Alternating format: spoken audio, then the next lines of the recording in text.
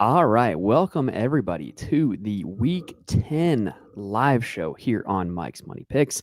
We are here to break down the Saturday main slate of college football DFS. And I got to say, it is crazy that it's Week 10 already. Feels like the season started just yesterday. It does not feel like we literally only have a month of the season left. I am joined by my co host here. He's been doing this all season with me, Zac Green, a.k.a. Big Country DFS. Zac, can you believe that we're already in double digits with Week 10? No, I can't believe it. I mean, it's still it started same time high school did, so I'm not complaining about that because we're almost done with our season there. But then the Right. unfortunate part is that means it's almost done for college as well. It's Well, and I already know flying. you're kind of like me too, where you're going to roll right from college football season right into college basketball season, right? Like there's Yeah, almost like no break because once no, it football's literally done, starts on Monday. yeah. like for real, like we got a big time college basketball slate on Monday, which I'm going to find time to make some content for. But college football is going to roll right into college basketball. And it's just crazy that like we're at that time of year already because it just doesn't feel like it. And I see Darren's already in the chat. Darren's agreeing with us. Overdosing on this sports equinox. Feel like I'm a GM for about 4 to 5 teams a night. Yeah, like there's just so much going on right now. And like I said, it's only going to be even better once we get college basketball back. Next week, Maction is back. Also, like get rid of that CUSA crap. We got true Maction back next week. Like it's just a great time of year. It's crazy that we are already here, but it's a great time of year. So if you guys have not joined us before, hop in the chat. Let us know. But the job here is to provide you guys with all the information you need in order to build some winning lineups for the Saturday main slate of college football DFS. And if you want to talk about other stuff, maybe you want to talk about snake drafts, you want to talk about underdog drafts, you want to talk about player props. That's fine. We're here for that too, because we're just general ball knowers of college football, right? And so we're going to go position by position and kind of share you guys what the thoughts are on this Week 10 main slate, which is a very interesting slate to say the least. You agree that this is kind of a different type of slate? Yeah, it's a little different, kind of like last week. But last week we still had like the USF game that stood out and the Baylor Cincinnati game. And there's really, I know we got some high totals and we're going to talk about it, but there's really not like the highest total is Baylor UCF, and their offenses are both kind of junk right now. Mm-hmm. Yeah. So it's a weird slate. Like if you're looking at this thinking like, oh, like there's just a ton of guys I like, well then that's strange because there's just not a whole lot to like on this slate to me. It's going to be, in my opinion, a low scoring slate, which does kind of dictate the strategy. We're going to talk about that a little bit. But yeah, if you're here, hop in the chat. Let us know. We already talked about our boy Darren, who's here every week. We got Forklift Jeremy in the chat. Happy to have you here. And then we got our guy Huncho in the chat as well. And Huncho, you're darn right. We are going to talk Jacoby Williams. I guarantee you he's going to be discussed before this slate is over. And yeah, Forklift mentioned the One and Done show. One of my favorite college basketball shows to watch for sure. They are going live tonight. Going to be very curious to see what they have to say about the first slate of the season as well. And Darren already chiming in, UCF should not be allowed on main slates. I don't disagree. There's certain teams that if I'd never have to see again, I wouldn't shed a tear. One of them's your team, Zac. Like, sorry, but I don't need to see Oklahoma State again this year. I don't want them to be on any slate either. That unless Hingie is back, but with Sam if they get the quarterback back, I could maybe forgive it, right? All right, so we're gonna be doing this show looking off of Zac's college football sheet. While I pull it up, Zac, can you tell the good people where they can find this sheet? Yeah, we posted on Big Country DFS Twitter and Discord, and also the Fantasy Corner Discord. Always free, and we'll do one for college basketball. I'm not sure how it's going to look yet, because last year my schedule was a lot more flexible, so I was able to do it every single night. We may have to only do, look at Tuesday and Saturday when they have the big slates. We'll just kind of have to see and go from there. We'll definitely have one for that first slate. And we'll just kind of go from there. But I didn't know if we want to talk about last week any. Let's go ahead and break down week 9. Like how did your week 9 go? Because I have some thoughts as well. Yeah, so I had Cobb 100%, and he went off, and that was great. I had Sorsby, he went off. I had Koger, he went off, and Brown, he went off. So I'm like, okay, my cash line. And then I had Joe Jackson in a smash spot, not even get anything. And then Joe Royer, he had been solid all year. And then all of a sudden he goes and disappears too. So those two guys kind of sank me a lot. It kind of sucks. That's what sucks about college football sometimes, because the way I kind of build is I like to not be 100% chalk. So if my lineup is already a lot of chalk, I try to get those one or two guys. And when those one or two guys bust and the chalk still keeps hitting, because it seems like every single week the chalk is just like never fails, it seems like, or the ones that fail are the ones I end up on. Right. Like last week for me, I felt like I got a lot of things right. I was all over Bear Bachmeier. That was like one of my best plays of the day. I was all over Byron Brown too. Like I had a lot of Byron Brown and Bear Bachmeier lineups that like on paper should have felt really good about, right? But I had way too much Elijah Surratt last week. He just that one snowflake just absolutely killed me. It haunts me. That was another one. and I feel like I'm falling into a similar trap this week. I'm going to make an analogy, but I do think it's a little bit different, and we'll discuss when we get there. So, yeah, Darren's saying we need to have you teaching the kids Excel so you can get the help on the sheets. If they don't know what they're typing in, it wouldn't be anything wrong with that, right? And I do agree, Myron. I think that Rutgers-Illinois game is pretty interesting. Rutgers can't stop a nosebleed. Illinois has got some fun pieces with Altmaier and Beatty. And I really think Rutgers is kind of a fun team too, because they only throw to two guys. So I think that game could have been on there. I don't even remember if that was in the vote this week. I know Notre Dame won the vote. I can't remember what the other game that was in the vote was. I'd rather have that game, honestly, than UCF Baylor, Vandy, I agree. Texas. Hey. Anyway. Let's go ahead now and let's talk about the game environment. So literally looking at it right now, and obviously lines change, right? But when the sheet was made, no games with a total over 60 points. Zach, I don't know if you'll agree with me on this. This is not a big game stack slate to me. Like I'm not building out a whole lot of game stack lineups just because I don't think there's going to be a whole lot of games that have a chance to go nuclear. Yeah, I pretty much agree with that because like we talked about Baylor and UCF. Well, right now, we can't trust what the heck is going on with Bryson Washington. This will probably be the week he goes off while everybody plays Turner. And then UCF, you can't trust their quarterback. Montgomery's decent, but you can't really trust their quarterback. So even though the total's high, that doesn't scream stacking. Now, the one game I do like to stack is Clemson and Duke. I'm fully on board with that. I don't think either of them play defense, and you have they're all cheap. Barcate is 57, Antonio Williams 53, TJ Moore's 49, and then also I was reading some stuff from Coach, and he said they're going to look at moving Williams to the outside and putting Tyler Brown in the slot, and he's 3,100 with the Westco injury, and then Notre Dame. I mean, they're always in play to stack, but you don't want to stack the other side, even though the total's high. Boston College is terrible. And then let's see. I do think Texas Tech, Kansas State could be a little sneaky because I like both of their offenses. And then maybe the Louisville game against Virginia Tech. Yeah, I think that Texas Tech, K-State has some potential. I still really think that gosh, I lost my train of thought there. The Texas Tech defense is pretty good, right? But Kansas State is really peaking. Kansas State, does have a dual threat in Avery Johnson. And if they are not able to run the ball and they're just having to drop back there and just, go Avery Johnson unleashed, there's some chance there that could really shoot out. So I like the call on that one. The other one, like we said, Clemson, Duke. I can't recall playing a quarterback against Duke this season and being disappointed. Like just every time you play a quarterback against Duke, I think that ends up being a pretty good pick. And so now they got Clemson coming to town this week. And we don't know if it's going to be Klubnik or Vizina, but I think this is a perfect opportunity to go ahead and transition to talking about quarterbacks. Zach, if Klubnik is in, go ahead.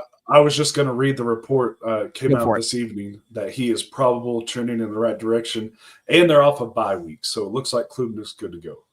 Yeah, I'm going to be honest then. I think Klubnik's going to be my highest owned quarterback on the slate.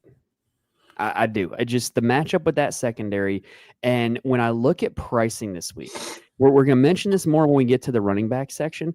But I like a lot of the expensive running backs, which is going to dictate how I have to build the rest of my lineup. And so I'm going to be looking at a lot of cheaper quarterbacks and cheaper receivers.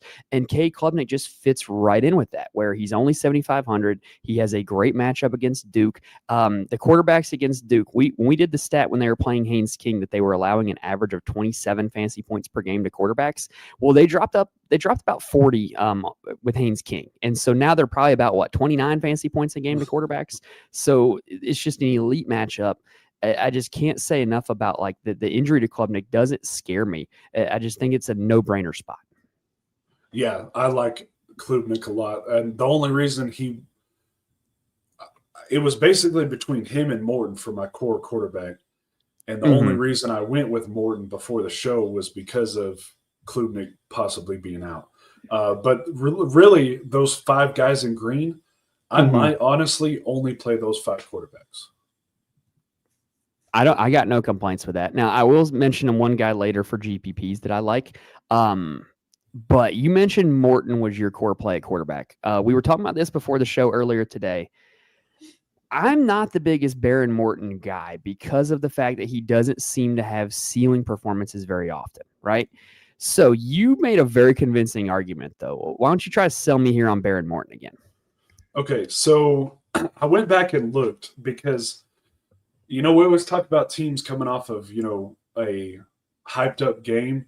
And Kansas State, Kansas is a rivalry game. And I went back and looked the last 5 years. And Kansas State has lost the following week after beating Kansas the last 5 years, 3 of those 5. And if I'm not mistaken, some of those were to not great opponents either. Yeah, last year was Houston, and Avery Johnson had his worst game of the year. And then also Morton, he just has insane volume. If Kansas State gets ahead in the game, he's going to throw 40 times. Even if Texas winning, they still throw 25, 30 times a game. And if you look at the down there at the bottom on plays per game, if you look at Texas Tech, there's only one team on the slate that averages more plays a game, and that's Arizona State. Texas Tech averages 76 plays per game. 10th in the nation. Yeah, and that's the kind of – I want volume from cheap quarterbacks, and then you get that kind of volume. And Kansas State, their pass D's been okay, but if you look at it, in conference play, they've allowed 236 yards passing a game, but most of those quarterbacks, Daniels is not a good passer. Jackson's not a good passer. Rocco Beck is a run-first guy. Noah Fafita is not a great passer. The 2 good passers, Hoover and Robertson, threw for 376 and 3 touchdowns and 345 and 2 touchdowns. So in other words, the 2 competent passing offenses have put up over 300 yards. Yeah. Yeah, and this is obviously the best team that Kansas State's going to be played all season too. Yeah, and add that to the fact that, Kansas State's not just some walkover. Like Kansas State should be able to keep this one close. And I really do think that Kansas State trending in the right direction. I do think it's going to be a close game. And so if that happens, that increases Morton's volume. Yeah, it makes a lot of sense that Morton could succeed in this spot. Now, let's go to another one that we both like. However, this is like almost an unpopular opinion at this point. I really like Carson Beck on this slate. Like I almost feel like I need to duck for like the incoming projectiles coming from the audience on this one. Like, I like Carson Beck on this slate. I just think the matchup against SMU, it's another one kind of like with what we were talking about against Duke. Like if you just played the quarterback going up against SMU every single week, I don't think you'd be very disappointed. And SMU is also a pretty good run defense. Now, the counter argument might be, well, Miami's going to have the advantage on the offensive line, and so they're going to be able to run the ball. But really, when you look at Carson Beck, he is at his best when teams are not pressuring him. He is at his best when his receivers are running free wide open. And what should happen in this game? The offensive line should be able to protect. The receivers should be able to get open against this poor secondary. I think that this is a smash spot for Beck. And Forklift Jeremy agrees with me. Thank you, Forklift. Yeah, I agree. So SMU, allowing 314 passing yards a game. The second worst on the slate is way down at 268. That's how bad they've been. Is the second worst Duke? Yes. Or was it? It might have been Baylor, actually. It's either Duke or Baylor. I don't remember. Yeah, it's one of those two. Let me look real quick. Yeah, it's Duke. And then Baylor. I feel good about that. Baylor's actually kind of down. But so SMU in conference play, because people like to use the argument conference play, right? 272 is what the number drops to. But again, like Kansas State, look at who the quarterbacks they faced in conference play: Ben Gulbranson, Deshaun Purdy, Chris Vecina in his first start, and Ricky Collins. But still, those guys are throwing for 270, 300. And now we get Carson Beck. They're still they were able to take some frustration out on Stanford, but they're still reeling from that Louisville loss. And so they're going to need help to get back in the ACC championship game. And I see them lighting up the scoreboard here. Underrated component too. Did you see those hideous camo jerseys that they were wearing last week? No, I did not see those. Okay, so Miami wore these like green camo jerseys, and I think you could make a reasonable argument that Carson Beck could not see his receivers. And they're going to be wearing white this week at SMU in Dallas. Clear sight lines, like he's going to be able to see his guys. He's going to be all right. So the camo jerseys were hideous. I think as a collective, we as a football community need to retire camouflage jerseys. It's not they're never done well, in my opinion. Okay, so here's what I want to do now. So we mentioned how we like all these cheap quarterbacks that we got in green here on the sheet, right? So let's talk now about, is there one expensive guy that you would be open to playing in GPPs? Because I have two that might make the pool, but are not going to be big parts of it, just because I think they're worth a look in GPPs. Do you have one nominee that fits that bill?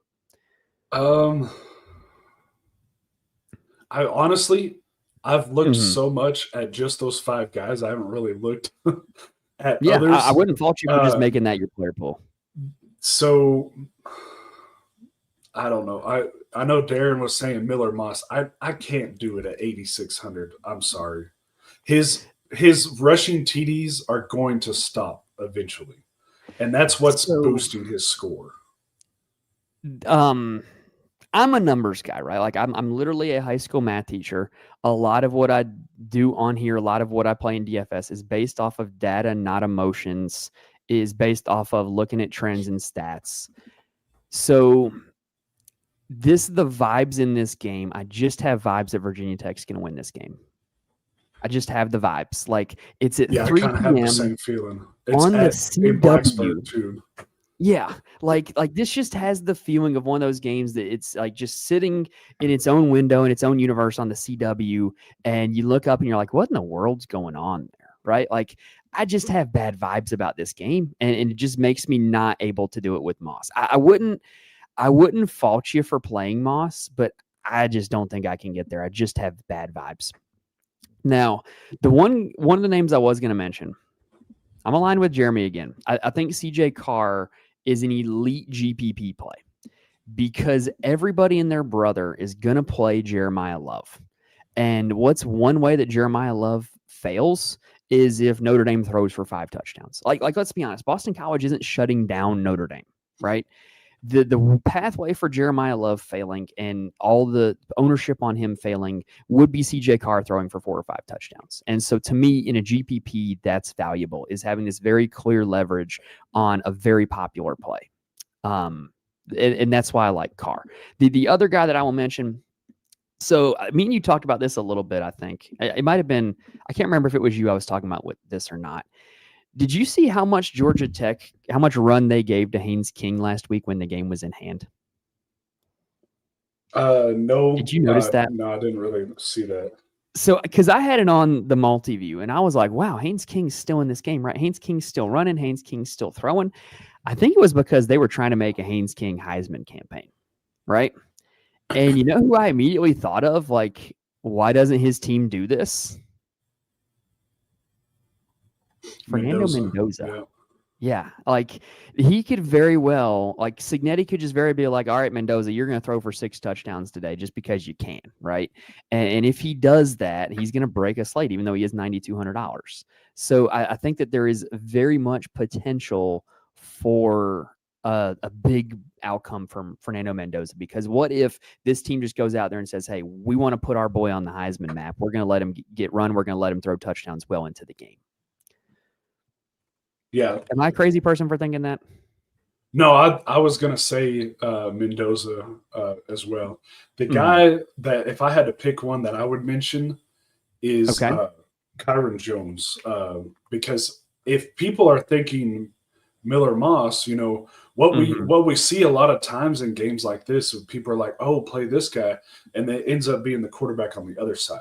Yeah. I mean, and everyone's like, they're thinking about, I think people this is where they're getting with Beck, the hate on Beck, and also with the obsessive vibes with Miller Moss, if you want to call it that, is from that game. They're forgetting, it was a Friday night, it's just weird things happen, because the very next week, yes, Louisville won, but they let Grayson James throw for 244 and 3 touchdowns. Yeah. And Kyron Jones has been averaging 29 DraftKings points a game at home very quietly. He put up 46 last week on that slate. And he has the rushing upside too. That's what I was going to say. There's not a whole lot of dual threats on this slate, and he's one of them. Yeah, you have the rushing upside for 400 less. Moss has 0 rushing upside. I do not care how many rushing touchdowns he's had from the 1-yard line. He's had negative rushing yards. It's an insane stat that he averages like negative 10 rushing yards and 1 rushing touchdown per game. He can't continue. Yeah, and he's like, he had 2 rushing touchdowns and only scored 22 DraftKings points against Louisville. So take out those 2 rushing touchdowns, and he scored 10 points with his passing. Like, I see one of these, he's just going to come way down to earth one of these games, and Virginia Tech is my pick for it. So those, if I had to pick, I like your calls with Mendoza, and then those 5 guys, and then maybe Jerome, and maybe CJ Carr too, with his price down a little bit too. Yeah. So Darren saying, who is Matthew Caldwell? That is the backup quarterback at the University of Texas, and who threw the game-winning touchdown pass last week against Mississippi State. Very clutch coming off the bench. Look, there's been a lot of chatter about the Arch injury this week. I continue to bang the drum that Arch could be a GPP winner. Last week, he put up like 30 DraftKings points, and Ryan Wingo also had a massive game. If you played a Manning Wingo stack, you got an insanely good stack at insanely low ownership. And Caldwell, if he comes in, I don't think there's going to be that much of a fall off. Every time he's been in this year, he's very posed, just very in control of the offense. And I'm not saying to play him in DFS, but I don't think it's going to affect the outcome of the game a whole lot if Manning does not play. But yeah, Matthew Caldwell, transfer from Troy and Gardner-Webb. So he's well-traveled. Yeah, and speaking of that game, one more mention, just because he's cheap, is Diego Pavia. But with this game being at home and Texas coming off the loss, I think they're going to try to shut him down. But I can see playing him in GPPs, though. I have a lot of faith in the Texas defense. I talked about this a little bit on my big breakdown show, that I think Mississippi State's angle against the Texas defense was, we're just going to play really fast, not let them get set, make them play very vanilla, dictate what they do. And that's the opposite of what Vanderbilt does. Vanderbilt plays very slow, very methodical. So you're going to get all of the Texas defense at home with a crowd. I don't think this is a very good spot for the Vanderbilt offense. But if the Vanderbilt offense was to have success, it'd be on Diego Pavia's shoulders. It would not be the running game. All right. I think that's good for quarterbacks. You ready to move on to running backs? Because I think I am. Yeah. Like I said, those 5 that are marked are pretty much the guys I want. So yeah. Okay. So now running backs. I mentioned this at the top, but I really like the expensive running backs this week. And it's really dictating how I'm going to have to build. And I don't have a problem with it. Like, I think there's enough cheap quarterbacks, enough cheap receivers out there that I think you can do it. But I have not published my core plays yet. I have not written my article that I do weekly for drroto.com yet. But my number one running back, my number one owned running back, he's going to be a core play for me is Jeremiah Love. I just don't see a way around it because of the fact that Boston College is a really bad defense. There's not a whole lot else to spend up for. And Jeremiah Love's the type of guy that can hit home runs. He can run 250-yard touchdowns and instantly give you good value. And last week, I fell into the trap where I paid a lot for Elijah Surratt because I looked around and I'm like, what else am I going to pay for, right? But to me, it's entirely different paying up for a running back because I think there's so much better of a floor for a running back. Like, even if Love doesn't get the touchdowns, he's still probably going to get around 100 yards. He's still probably going to catch 2 or 3 passes, and he's not going to totally kill you with a snowflake. Like, I really think if you're looking around for something to spend up on the running back, not the receiver. Do you have any kind of take on that? Yeah, that's pretty much always how I play it, is pay up at running back, not receiver, for both NFL and college football. Mm-hmm. And in the one time I broke that rule, we were talking about Ohio State against Illinois, and I was all in on Jeremiah Smith, and then he has his worst game of the season. And it was like, that was all my worst fears, coming back to bite me. One thing I'll add about that is so DFS in a way is kind of like poker, where what cards are in your hand. You have no idea how the flop's going to play out. And looking at the cards that we had that week with Jeremiah Smith, the fact that he was going to be fairly low owned, the fact that he was going up against that Illinois secondary that had been awful, to me, that's a play that I'm willing to live with the result if it didn't work. It just didn't work. It on paper, it shaped up so well as a DFS play when you have low ownership, high upside, best player in the country, terrible secondary. You can go on and on about how good of a play it was. It just didn't work. So I wouldn't beat yourself up too much over that one.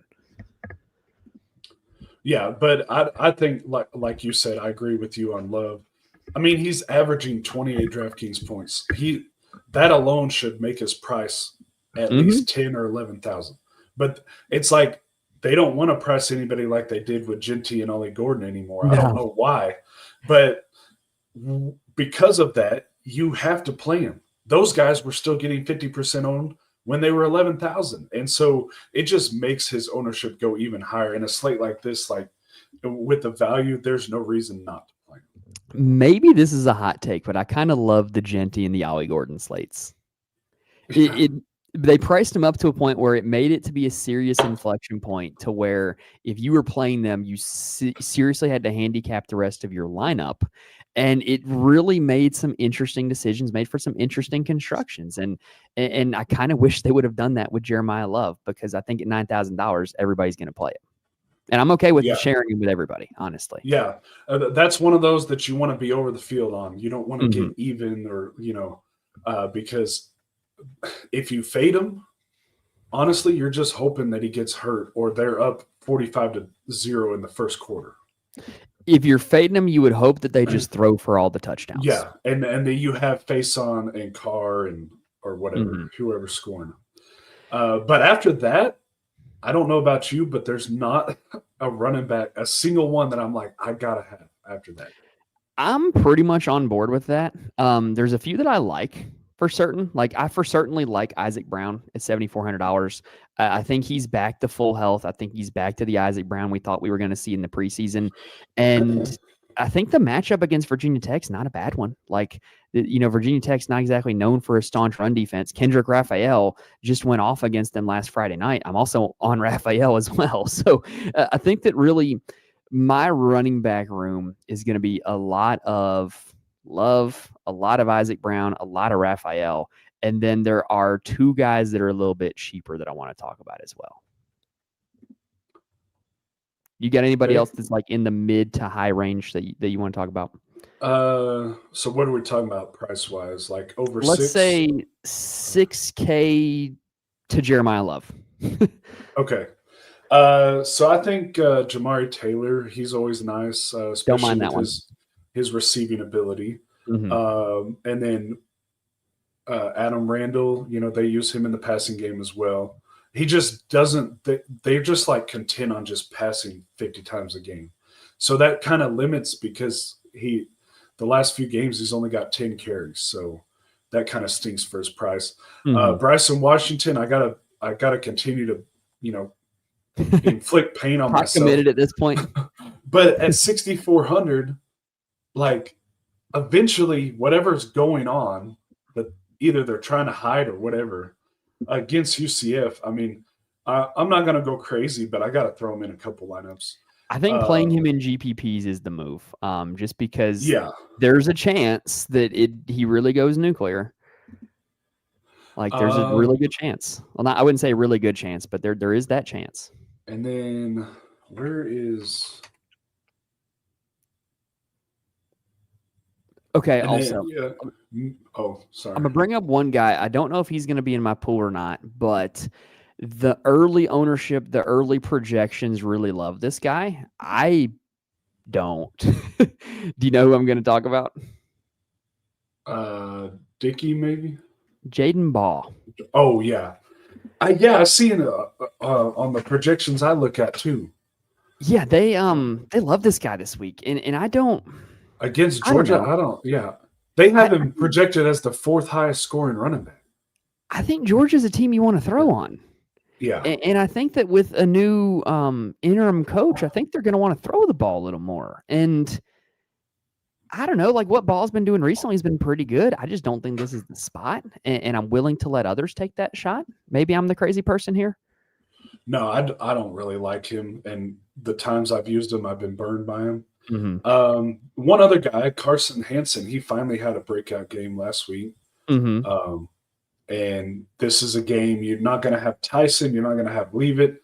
I'm not really sure how Arizona State's going to move the ball. Last time when Jeff Sims started, they couldn't move the ball at all.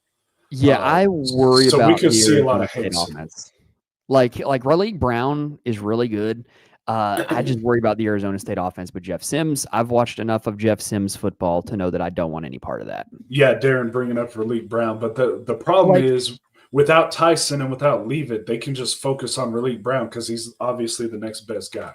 Like in a vacuum, nothing else considered, Raleigh Brown in this matchup, I would love. Like I think it'd be a great spot for him if we had normal Levitt and Tyson in action. But I think it's tough with those injuries. Yeah, it's already tough to be on the road in Ames. It's a tough place to play. Well, the last time they didn't have Leave It, Sims played on the road against Utah. He only threw for 124 yards, and Brown only had 67 yards rushing and and he also had Tyson to throw to. He threw to him 8 times for 40 yards, so a third of the yards to Tyson. A third of the yards, and it was 40 yards. Anyway, yeah, I like what Myron said. Jamari Taylor, definitely one of the high-priced running backs that's going to be in my player pool. I do think you can get this Cal team. I think Raphael and Taylor in the same game I like a lot.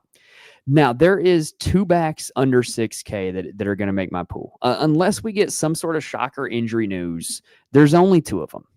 It is Miles Montgomery, because just you play your running backs against Baylor. Like, you don't need to think twice or think too hard about that when you just play the running back going up against Baylor and you take whatever he gives you.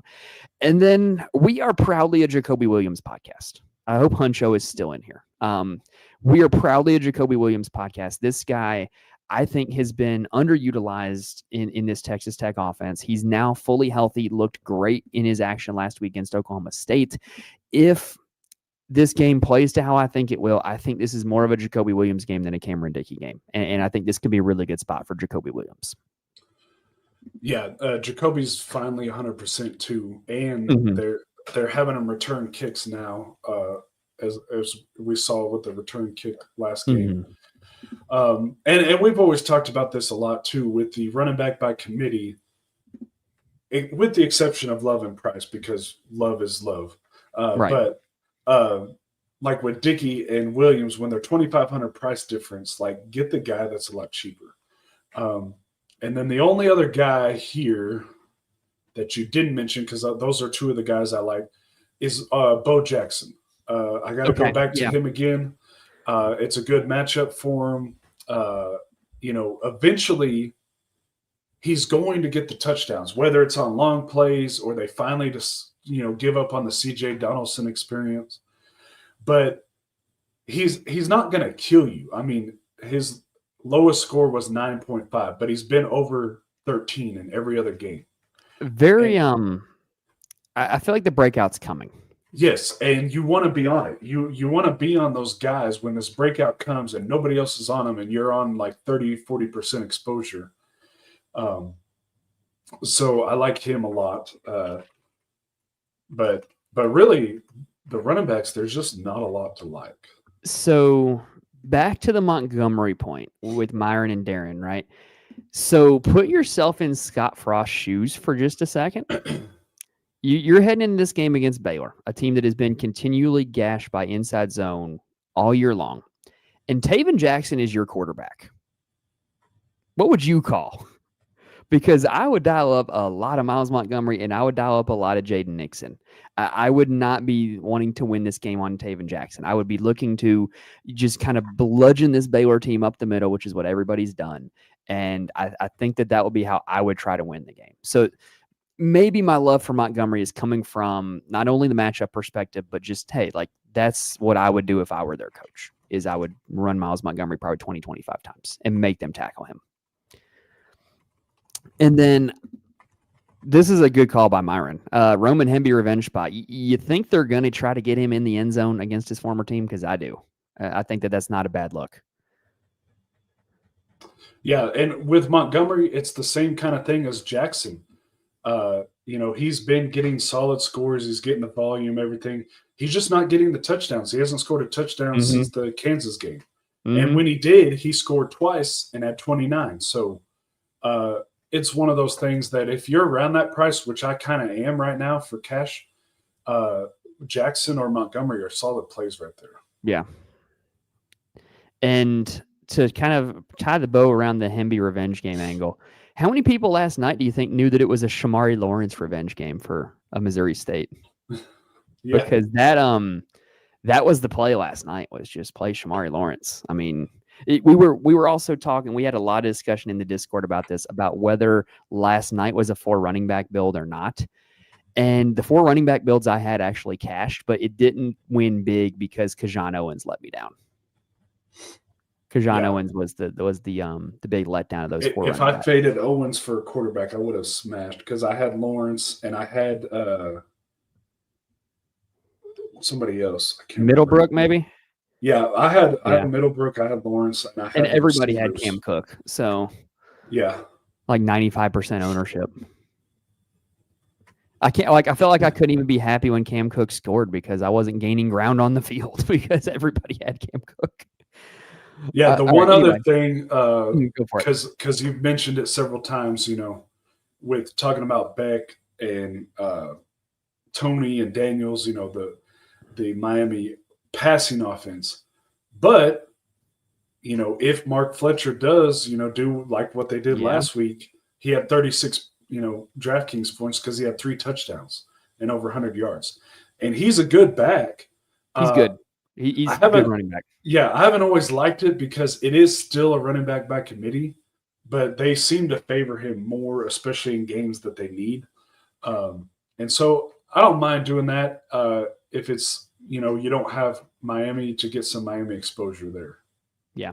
I would say this sounds weird, but if Beck were getting more ownership, I think I would be higher on Fletcher, if that makes sense. Like if Fletcher was like this niche GPP pivot play, I would like him more at that price tag than just another guy. If that makes sense.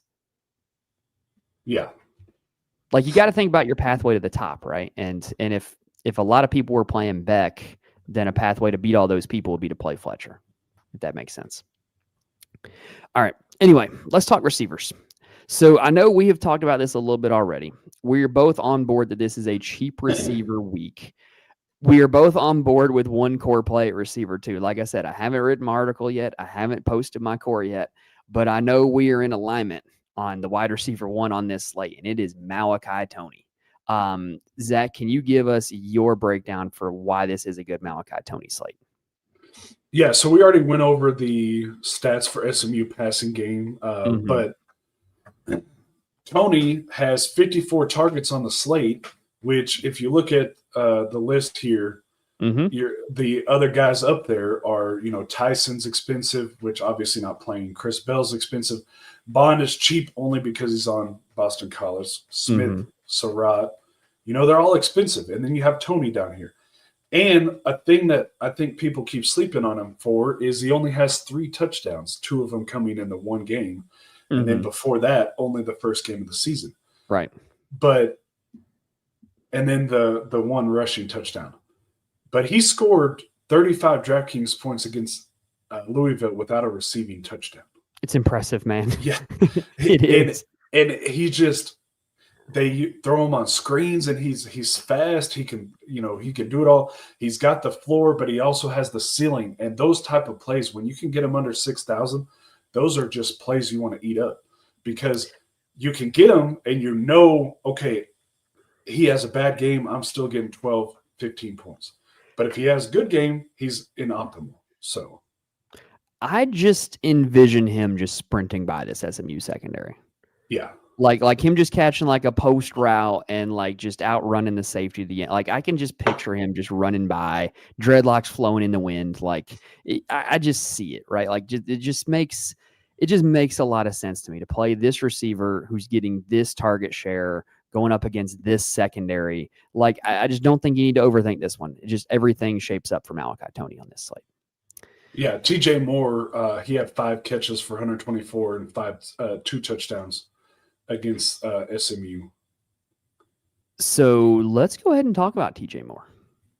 Because I like TJ Moore a lot this week as well. We got news that Bryant Wesco is done for the season. And, Clemson, they're very much an offense that will keep guys in their role, right? Like when Antonio Williams was out, they moved Tyler Brown to the slot.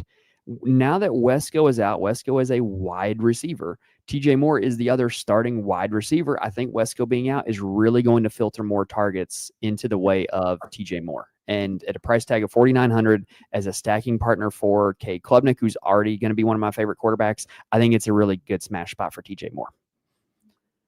Yeah, I like him. I actually like Antonio Williams better just because I don't mind it. I think he's due for a breakout game. And since he's returned, he's had 20 targets and 18 catches in just 3 games, but no touchdown yet. And they also used him against Boston College. They ran him 3 times.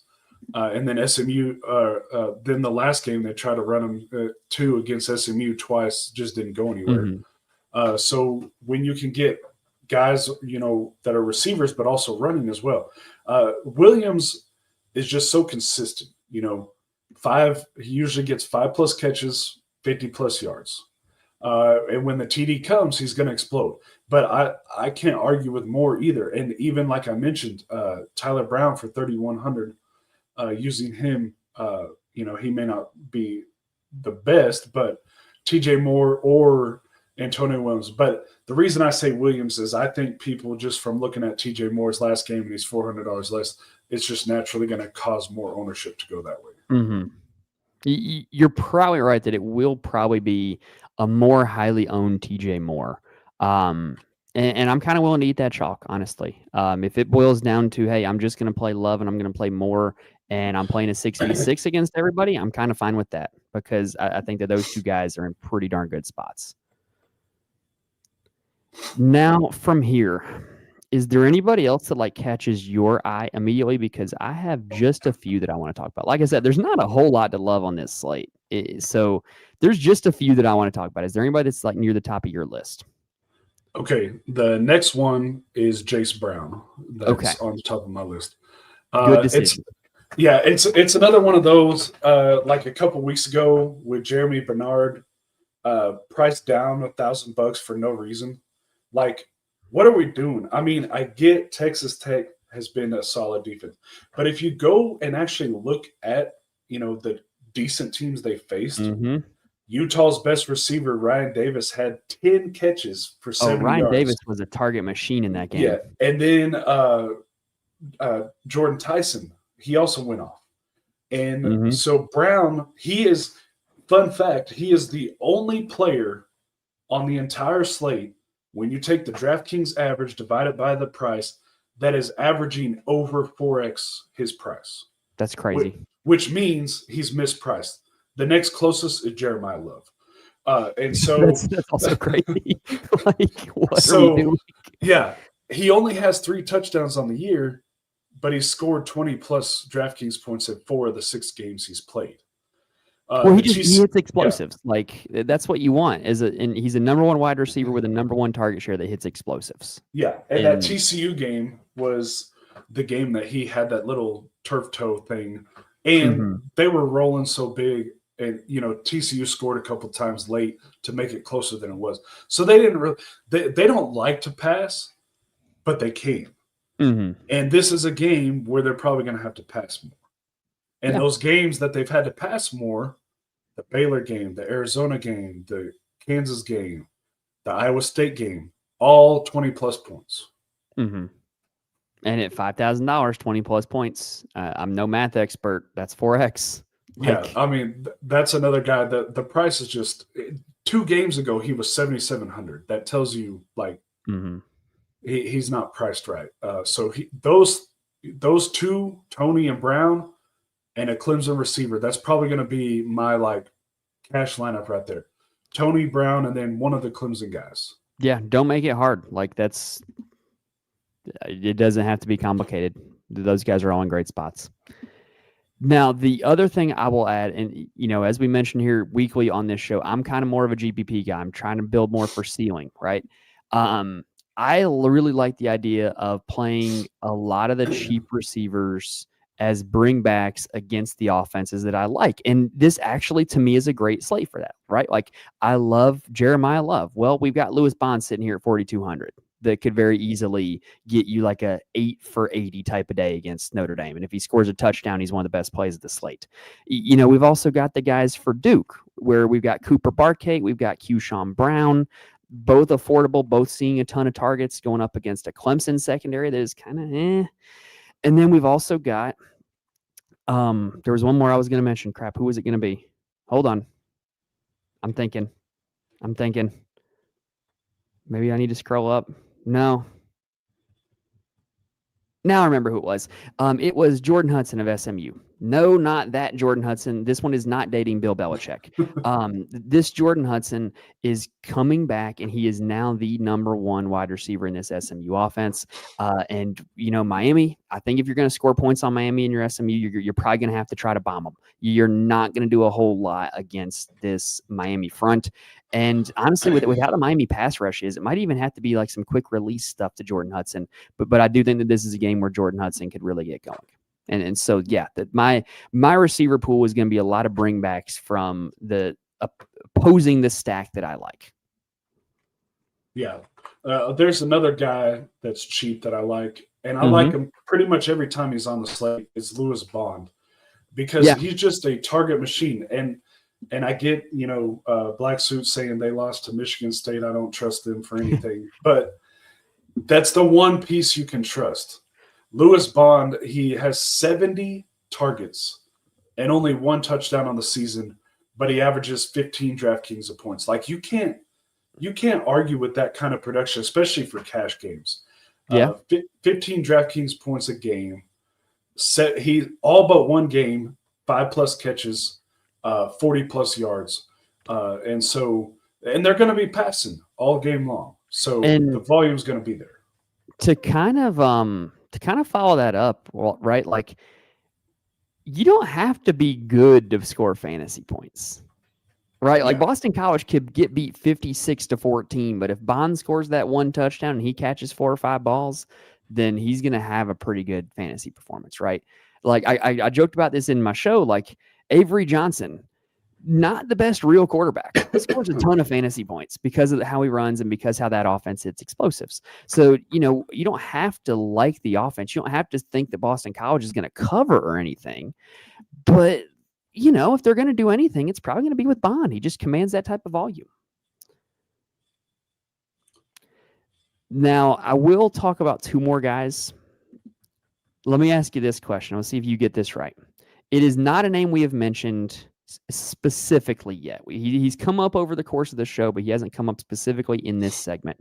Who do you think the number one value projected wide receiver is right now?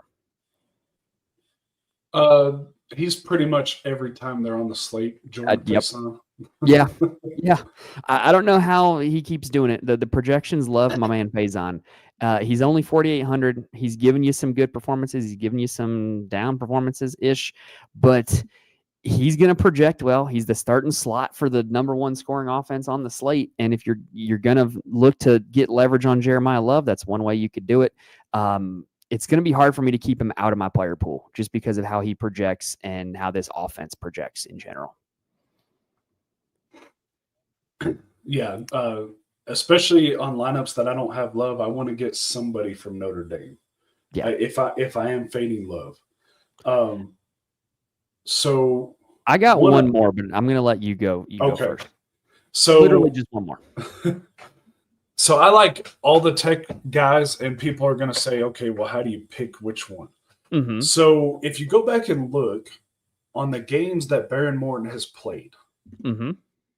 which was the 30th, the 6th, the 13th, the 20th, and the 4th.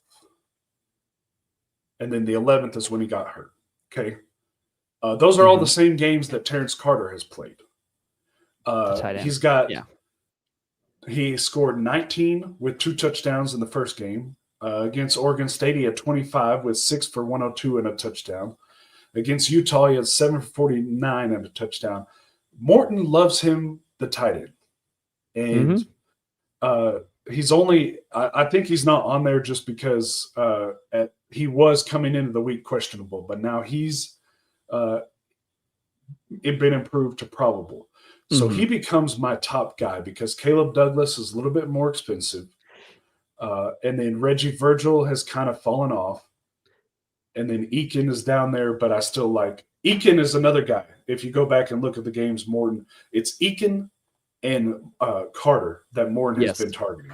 I like that shout because one thing that I looked at when I was building a Morton lineup earlier was I instinctively put Caleb Douglas with him because if you look at recent games, Caleb Douglas is trending in the right direction. But the problem is that those recent games haven't been with Baron Morton. So, like, why would I put stock into recent form when the recent form is not with that quarterback and they're running a different system? Because also, I think you could make the same argument about the running backs that Will Hammond took away a little bit of the volume from the running backs because he was doing a QB run. And so I do think that the getting back to Morton should be a big get back for Terrence Carter, should be a big get back for Coy Eakin. Those would probably be the two that I would be targeting. And nobody's going to play Eakin after he had a goose egg last week. Yeah, but people are going to forget that it was a totally different quarterback too. Right. So the last guy that I wanted to mention, and then we'll get caught up in the chat because we do have some good points in there. The last guy that I wanted to mention. So call me a biased Texas fan. No, I'm not going to mention a Texas player.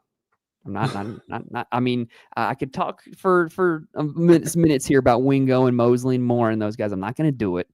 I watched this guy in his debut, and I'm like, that guy has got it. I don't know what it is, but he is him. Like that, he is that guy. He is going to be a first-round pick in 3 years. It's Dallas Wilson. Just watching him against Texas, I'm like, holy crap, this guy is really good. And I really think that he's going to deliver a GPP winning performance again at some point this season, just because of his ability to break tackles after the catch. He can turn a very simple completion into a long touchdown. And he can also catch long touchdowns as well in the air because he's really fast. And so I think that this Georgia secondary is not all that great. I think that there is going to be some opportunities where Florida is going to cut it loose with the passing game here. And I do think there's a chance that Dallas Wilson could deliver that GPP performance here this week against Georgia. Yeah, I think if there's anybody from Florida, it's not going to be Baugh that I like. It's Dallas Wilson, and that's another cheap price. And then just looking down there, Keyshawn Brown too at 3,900. Yes. He kind of makes me mad just because that one week he was cheap, and it was the week I did him. And that Tech week, right? Yeah, that was the week that freaking they couldn't stop Cooper Barcate, and he had like 13 17 catches. catches. Yeah. Yeah, it was just nuts. By the way, have you checked the scores for the games being played tonight? Yeah, but I mean, they're not going the way I wanted, so No, not at all. I had a pretty big parlay with all the midweek games, and it hinged on Tulane money line, and I should have cashed it out. Oh well. Yeah. Let's get caught up in the chat here because I think we talked about everybody we specifically wanted to mention, right? yeah, I think believe so. so. Yeah. So Myron, Virginia football fan, heavily targeted possession receivers give us fits. Chris Bell and Deuce Robinson. That's a pretty good call. Don't be surprised if Jacob DeJesus has a high ceiling game. Yeah, I don't mind playing some of the pieces from this game. I do think that there's individual pieces from this game I like. I'm probably not going to play either quarterback, but I like Jamari Taylor. I like Kendrick Raphael, and I do like DeJesus. DeJesus' target share is insane right now. Going up against the Virginia team that's given up similar performances, I do like that call. DeJesus is going to make my player pool. Darren saying that would be a better story if he was dating Bill. Yeah, that'd be that Jordan Hudson dating Bill would be quite interesting. Just know if you ever need to find injury news on Jordan Hudson, you're not going to find it because everybody's going to be tweeting about the other Jordan Hudson. So Darren says, Mike, you are a biased Texas fan. I know. Just let me live. And then Myron saying, if you're desperate, Tristan Smith of Clemson has been priced. I mentioned him on my weekly breakdown show. I do think if you're going to totally punt wide receiver this week, I do think he's an option, but I do think there's some inherent risk. I do think that there's a chance that they could switch around the roles for the wide receivers. We don't know how it's going to break down. But if you're looking for a pure punt, pure $3,000, I would be willing to take that chance. I'm probably going to have him in my player pool just off because, like I said, I'm playing a ton of Klubnik stacks. So I'm probably going to be able to find him in the player pool. I think that about covered it, right? Yeah, and I put the comment on there, but yes, I will say be careful with Smith because I found an article, Dabo, talking about moving Antonio Williams to be on the outside because obviously you want your two best receivers, Moore and Williams, on the outside, and then moving Tyler Brown into the slot, which that would put Smith back in the backup role. So just got to be something to be mindful of. And then he mentioned Trail Harris. I like Trail Harris. But Cam Ross is going to be back, so that should affect all of those. I'm not going to be chasing Jamal Edrin game. No, all of Edrin's performances have been when Ross was out. Harris has been kind of independent of Ross, so I would be willing to take shots at Harris and Ross. Like I said, I like some pieces in that game. I really do. Probably not going to be getting like a full-on game stack or like a 2v2 or nothing, but like some one-off plays of like some Taylor, some Raphael, some DeJesus. Like I think there's ways you can get there. And then Darren, receiver is a real dart throw when you pay for running back. I agree, but like the more I look at it, the more I'm content with it. I don't know if this is like Stockholm syndrome in me where like I'm not allowed to play high-priced wide receivers because of how I'm playing high-priced running backs. And so I'm talking myself into the low-priced wide receivers, but I do think that there's a lot of cheapy wide receivers that I do like this week. Now, I believe we've talked about all four of these guys already, Zach. Let's talk about the core four. Have we talked about all four of them already? Yeah, I think we've mentioned all of them. Yeah. So we're going with Malachi Tony, Jeremiah Love. We're both in alignment on that. I'm probably not going to have the other two in my core, but they're both going to make my player pool. I do like them both as plays. We've got Baron Morton and Jace Brown in the same game. That's a nice little mini game stack right there. But that is our core four. Stumbled over my words there. Core four for tonight. Yeah, and I may change it to I may change Morton to Klubnik. I'm not sure. But either way, regardless of who's in the core, that's probably my two cash game quarterbacks right there. Yeah, I got no problem with that. Or you can play them in GPPs too. I think if you're playing those two in GPPs, you probably want to find a way to get different elsewhere. But I do like both Morton and Klubnik in GPPs. All right, I believe that about does it. Yeah. You got anything else you want to add about the slate? Because I think I'm done. Not unless, I mean, it seems pretty straightforward as much as it's that's what's kind of nice about it, though, at the same time with it being kind of sucky. It helps us to naturally limit our player pool That's because yes, that's like we don't one of my always do a biggest good job weaknesses. about that. It's one of my biggest weaknesses is limiting a player pool, especially in college basketball season. Like I'll build a 20 max in college basketball that's got like 32 guys in it, and then I'll look at it and be like, dang, I want him, I want him, I want him, and it's like, nope, can't do that. Can't do that. You got to find a way to get guys out of this player pool, not in it. And so this is kind of the opposite of that, where I'm not looking to get to everybody. I'm just looking to, play my guys, mix and match, get different ways of doing it. And there's ways you can do that smartly. I don't mind that idea in GPPs, Darren. Mendoza, Surratt, Cooper. It's expensive AF, but you can certainly get there if you're willing to not play Love. And Mendoza does have the Heisman game, like we were talking about. And then Joel saying, think about playing Dallas Wilson in cash. Yeah, I love Dallas Wilson this week. I think he's a really, really good play.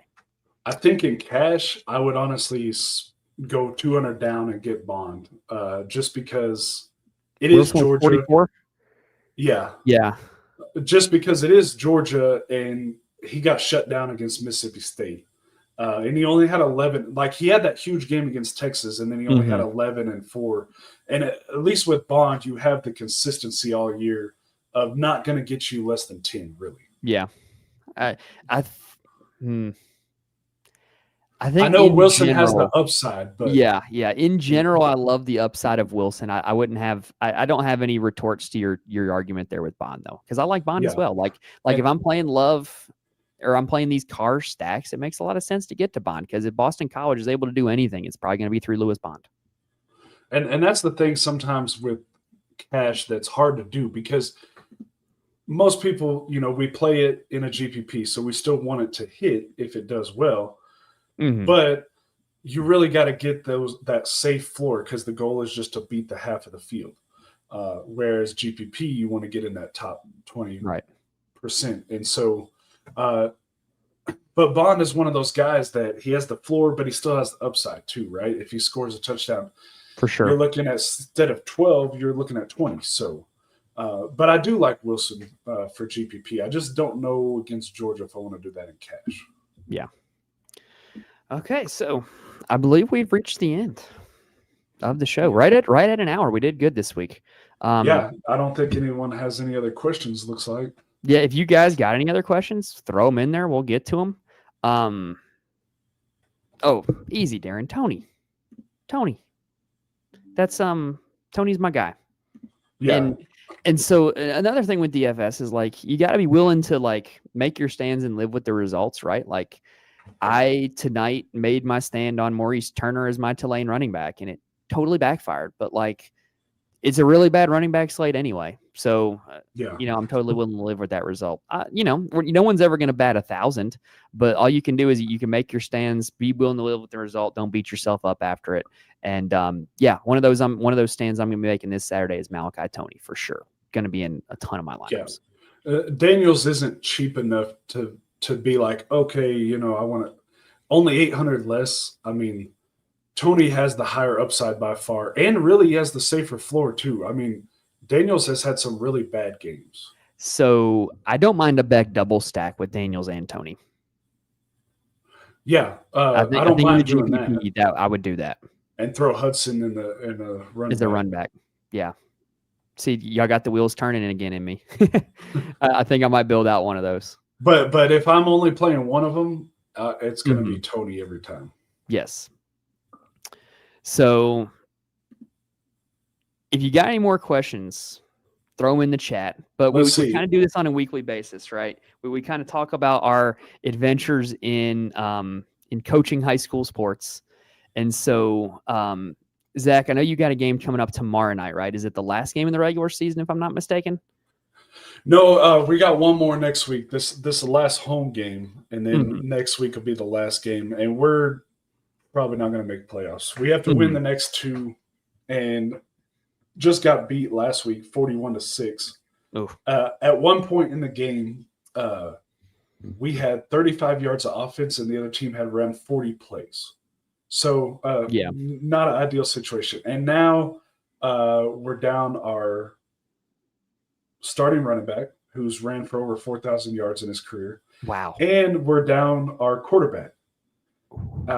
and we're down 2 linemen. So it's not going to be just limping to the finish at this point. Yeah. Yeah, pretty Now, much. do you control your own destiny though? Like if you win the next 2, are you automatically in, or is it one of those where like you need some help or you need the metrics to break the right way? No, you have to get help too. Okay.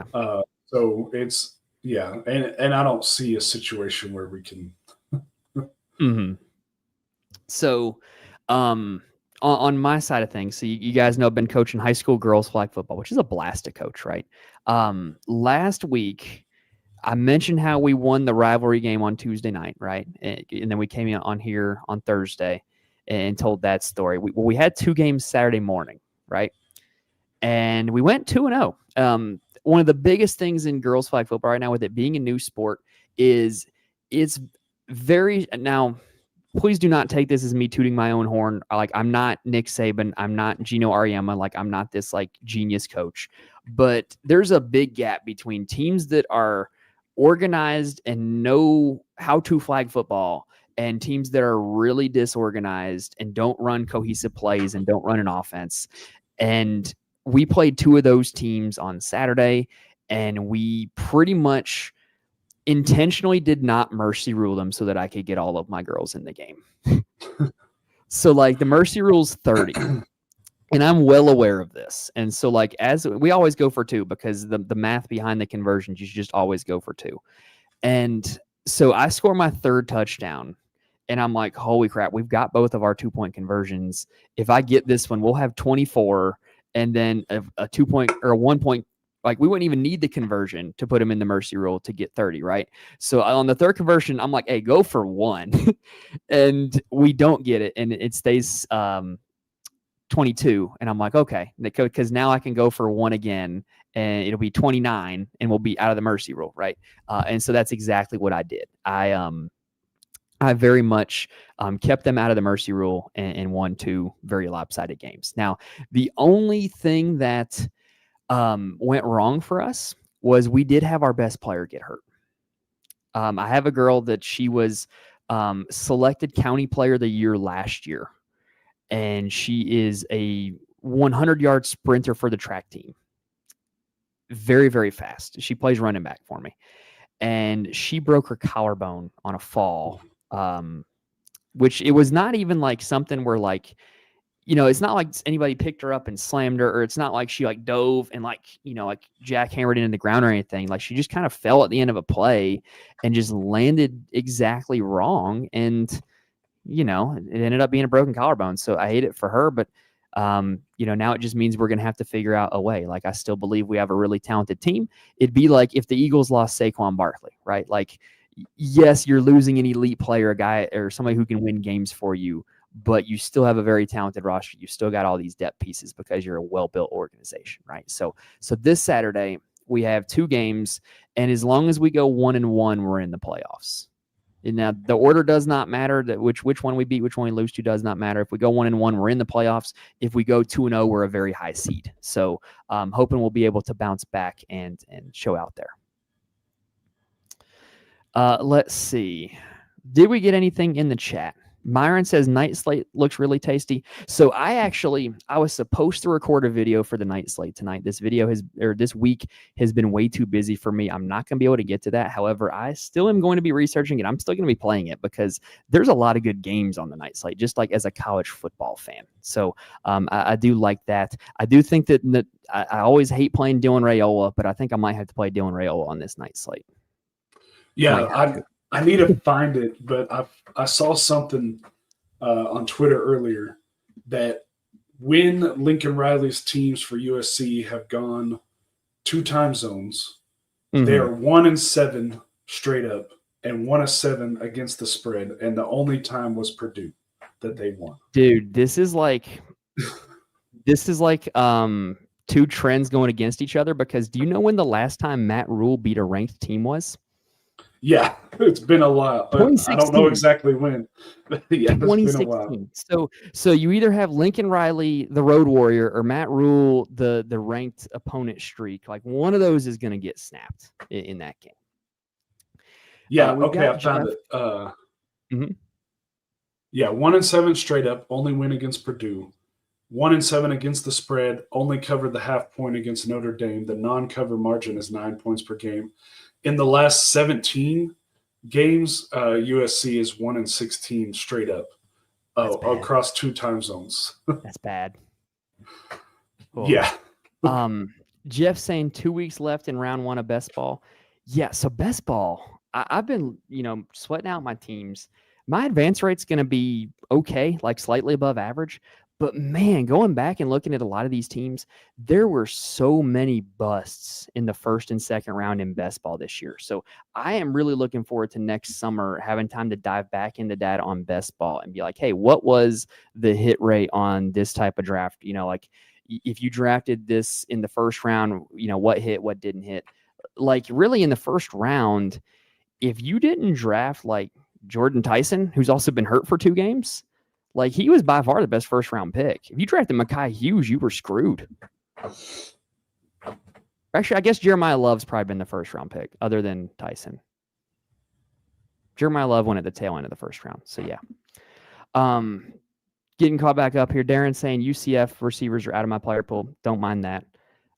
Coin flip at the Waffle House Friday Night Lights tiebreaker. Legendary movie scene. If you know what Darren's referencing there.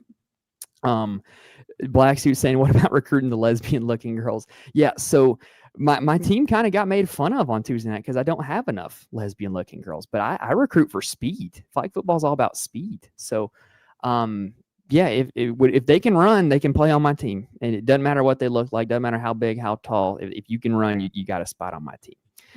And then Myron saying, looking at the night slate, you may have to score 250, 280, take down a GPP. It looks that good. I'll have to deep dive it. I know what games are going to be on it. I don't know what the specific plays are looking like, but I do know it's going to be some really fun games, really good fireworks. I will say I'm not playing John Mateer, though. I will say that. And then Myron saying Key, Barney, Emmett Johnson for all the money. I could see that. Yeah, Barney is 3,200 on that slate.